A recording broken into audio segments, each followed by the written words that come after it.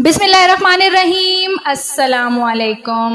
एक दिन हज़रत अबू तलहा रज़ी अल्लाह ताला अन्हो अपने घर में आए और अपनी बीवी हज़रत उम्मे सलीम रज़ी अल्लाह ताला अन्हा से कहा कि क्या तुम्हारे पास खाने की कोई चीज़ है?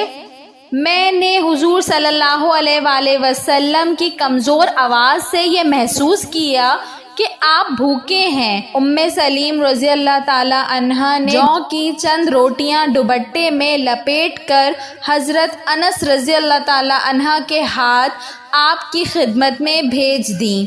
हज़रत अनस रज़ी अल्लाह ताला अन्हा जब बारगाह नबूवत में पहुँचे तो आप सल्लल्लाहु अलैहि वसल्लम मस्जिद नबवी में सहाबाए कराम रज़ी अल्लाह ताला के मजमे में तशरीफ़ फरमा थे।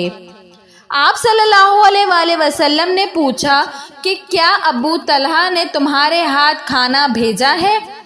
उन्होंने कहा कि जी हाँ। ये सुनकर आप अपने असहाब के साथ उठे और हज़रत अबू तलहा रज़ी अल्लाह ताला अन्हो के मकान पर तशरीफ़ लाए। हज़रत अनस रज़ी अल्लाह ताला अन्हा ने दौड़कर हज़रत अबू तलहा रज़ी अल्लाह ताला अन्हा को इस बात की खबर दी।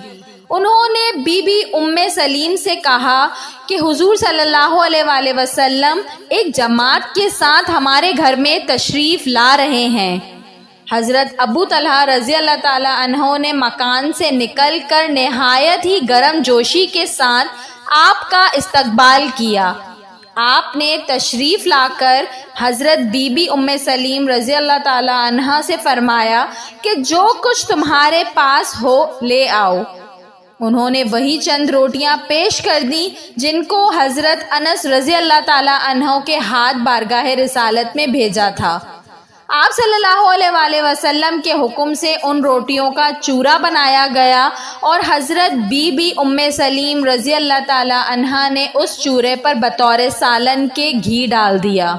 उन चंद रोटियों में आपके मौजिज़ाना तसर्रुफ़ात से इस कदर बरकत हुई कि आप 10-10 आदमियों को मकान के अंदर बुला बुला कर खिलाते रहे और वो लोग खूब शकम सेर होकर खाते और जाते रहे। यहाँ तक कि 70 या 80 आदमियों ने खूब शकम सेर होकर खा लिया। सुभान अल्लाह।